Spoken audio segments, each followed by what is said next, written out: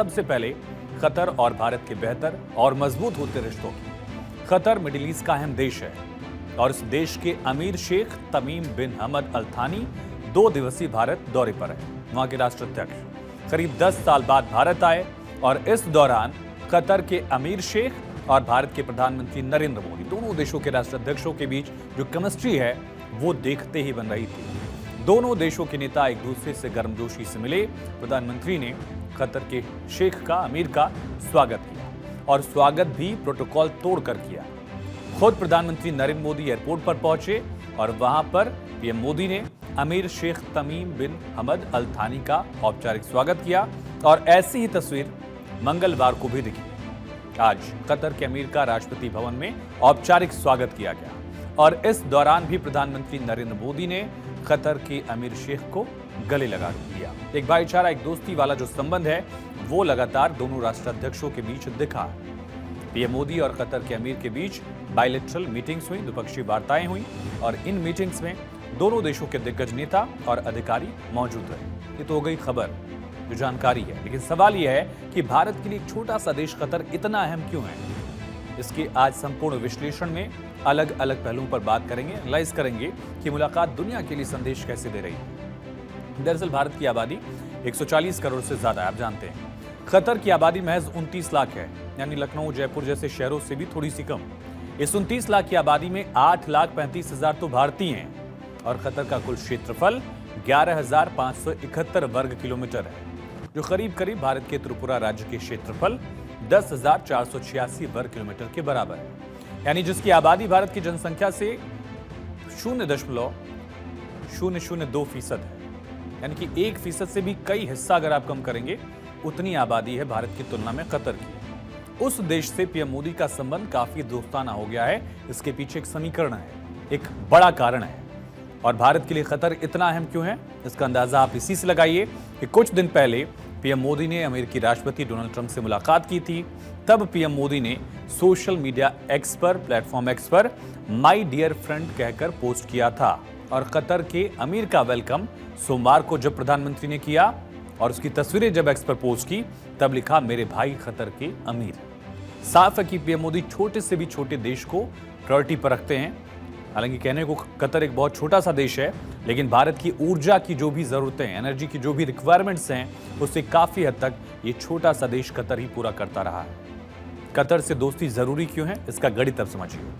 Qatar Bharat का सबसे बड़ा LNG यानी लिक्विफाइड नेचुरल गैस का सप्लायर है और वित्तीय वर्ष 2022-23 में भारत ने कतर से 10.74 मिलियन मेट्रिक टन का LNG मंगवाया था।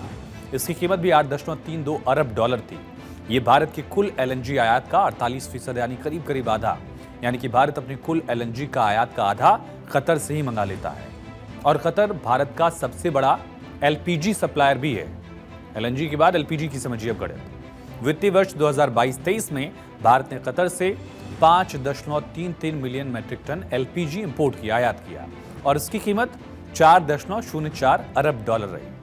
भारत अपने कुल LPG आयात का 29% अकेले कतर से मंगा लेता है। कतर एक छोटा सा देश है लेकिन बहुत अमीर है। दुनिया में सबसे ज्यादा उनकी पर कैपिटा इनकम है। आबादी बहुत कम है। गैस रिजर्व्स उनके बहुत ज्यादा है और बहुत हद तक वो भारत को गैस सप्लाई करते हैं। लगभग आधा जो हमारा गैस है, लिक्विफाइड नेचुरल गैस या LPG, वो कतर से आता है।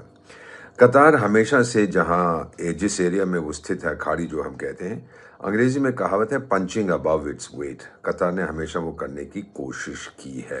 कतर हालांकि एक बहुत छोटा देश है आबादी में, पर ये अपनी साइज से बहुत ज्यादा इम्पैक्ट करता है दुनिया में। अव्वल तो ठीक है, भारत को नेचुरल गैस हमें इनसे चाहिए, दुनिया के लार्जेस्ट सप्लाई बेस है कतर में, परंतु उसके अलावा कतर का सॉवरेन फंड जो है, जो इन्वेस्टमेंट्स हैं, वो बड़ी तादाद में है।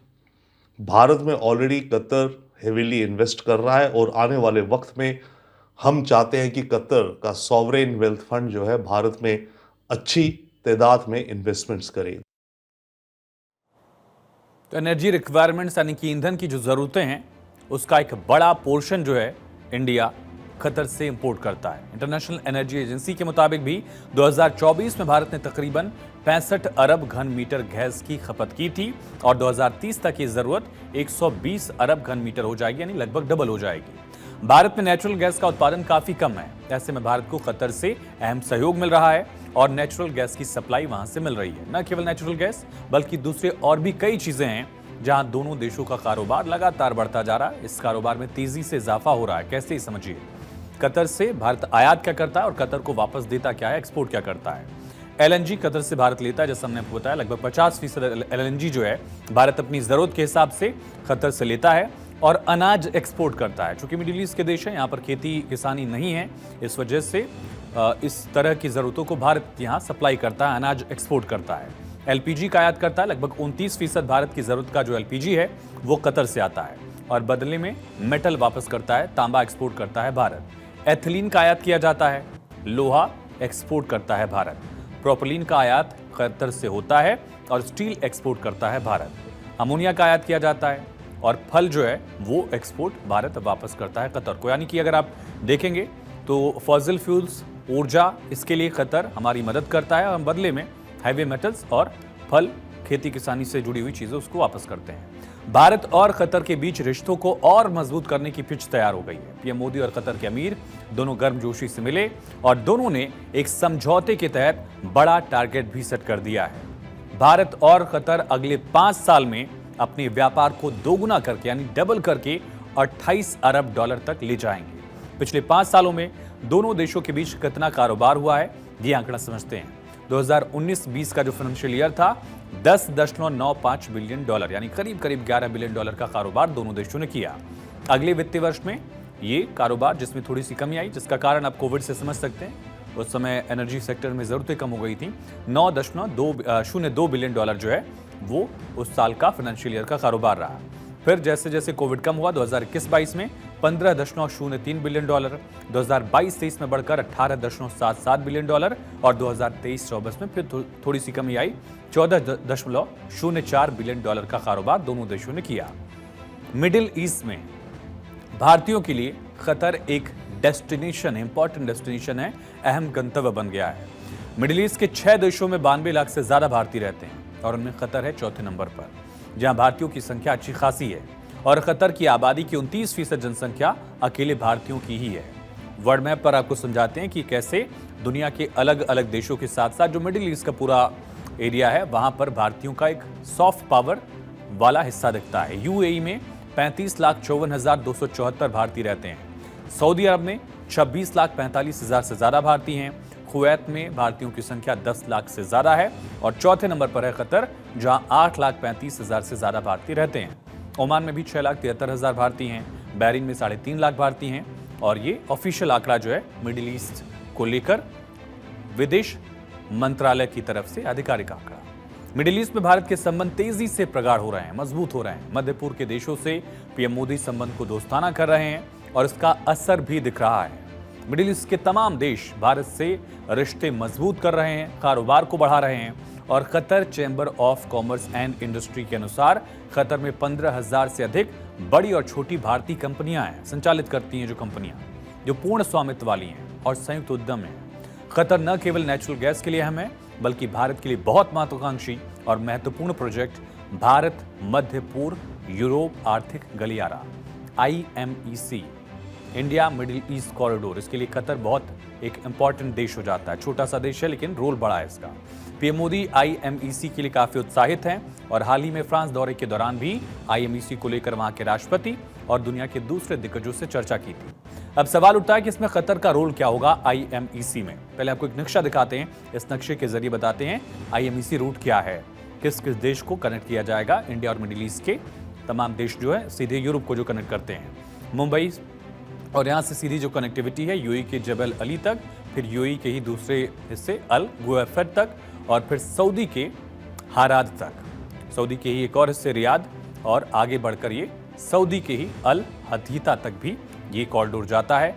इजराइल का हाइफा शहर जो है वो इसमें एक इंपॉर्टेंट रोल होगा और फिर ग्रीस यानी कि ग्रीस के पीएस तक यानी कि सीधे फिर यूरोप तक हम पहुंच जाते हैं। इंडिया, फिर पूरा ये मिडिल ईस्ट का हिस्सा आप देख रहे हैं और लास्ट में जाके ये ग्रीस यानी कि यूरोप को कनेक्ट कर देता है। भारत मध्य पूर्व यूरोप गलियारा, India middle east Europe corridor जो है ये मुंबई से समंदर मार्ग होते हुए यूएई जाएगा और यूएई के पास ही है कतर, एक तरफ सऊदी अरब, दूसरी तरफ यूएई और यहाँ पर कतर है। इससे कतर को भी फायदा होने के साथ कॉरिडोर के निर्माण में कतर की भूमिका जो है वो काफी अहम मानी जा रही है। समझिए कैसे। इंडिया यूरोप मैरीटाइम कॉरिडोर की जो कतर से होके गुजरता है, कतर के करीब से गुजरता है, उसमें भी कतर की अहम भूमिका होगी।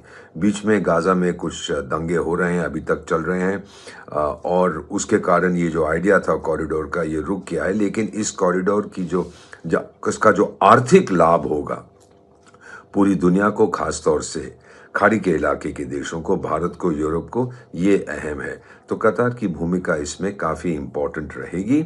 और ये जो अब यहाँ पर अमीर साहब आए हैं, मेरा मानना है कि जैसे उनके एक मित्र, उनके एक सलाहकार ने मुझे कहा, जो मेरे मित्र हैं, उन्होंने कहा कि जब भी वो आते हैं, अब ये 10 साल के बाद भारत आ रहे हैं, जब भी वो भारत जाते हैं कहते हैं कि मैं अपने दूसरे घर जा रहा हूँ। ये बहुत अहम चीज़ है, उनके विचार बहुत अच्छे हैं। तो भारत मध्य पूर्व यानी मिडिल ईस्ट और यूरोप को जोड़ने वाले नए व्यापार मार्गों की स्थापना करके ये वाणिज्य के लिए वैकल्पिक मार्ग प्रदान कर सकता है, जिससे संभवतः चीन के प्रभुत्व वाले पारंपरिक मार्गों पर निर्भरता कम हो सकती है। दरअसल आईएमईसी को चीन के महत्वाकांक्षी project belt and road initiative की काट माना जाता है। बीआरआई के जरिए चीन ने दुनिया के सैकड़ों देशों में व्यापार और कनेक्टिविटी का इंफ्रास्ट्रक्चर खड़ा किया। इसी प्रोजेक्ट के जरिए, खास करके बीआरआई के जरिए, चीन को वैश्विक स्तर पर रणनीति बढ़त जो है रणनीतिक तौर पर मिलती जा रही है और माना जा रहा है कि आईएमईसी से संतुलित कर सकता है। यह भी कहा जा रहा है कि आईएमईसी अंतर्राष्ट्रीय व्यापार के लिए गेम चेंजर साबित होगा। भारत को भी इससे बहुत फायदा होने वाला है, क्योंकि इससे भारत को अपना सामान यूरोप तक पहुंचाने में वर्तमान समय की अपेक्षा 40% समय की बचत होगी और समुद्री रास्ते से जर्मनी तक सामान पहुंचाने में भारत को अभी 1 महीने से ज्यादा वक्त लग जाता है। लेकिन कॉरिडोर बन जाने के बाद भारत से जर्मनी तक 2 हफ्ते में ही, यानी कि आधे समय में ही सामान पहुंचाया जा सकेगा। इस कॉरिडोर से भारत का निर्यात भी बढ़ेगा और माल ढुलाई की लागत भी कम होगी। दूसरे देशों को भी फायदा होगा। चीन के विस्तारवादी नीतियों पर भी इससे रोक लगेगी। तमाम मायनों में आईएमईसी जो है वो भारत के लिए और साथ ही यूरोपीय देशों के लिए, मिडिल ईस्ट के लिए फायदे का एक सौदा साबित होगा, ऐसी उम्मीद की जा रही है।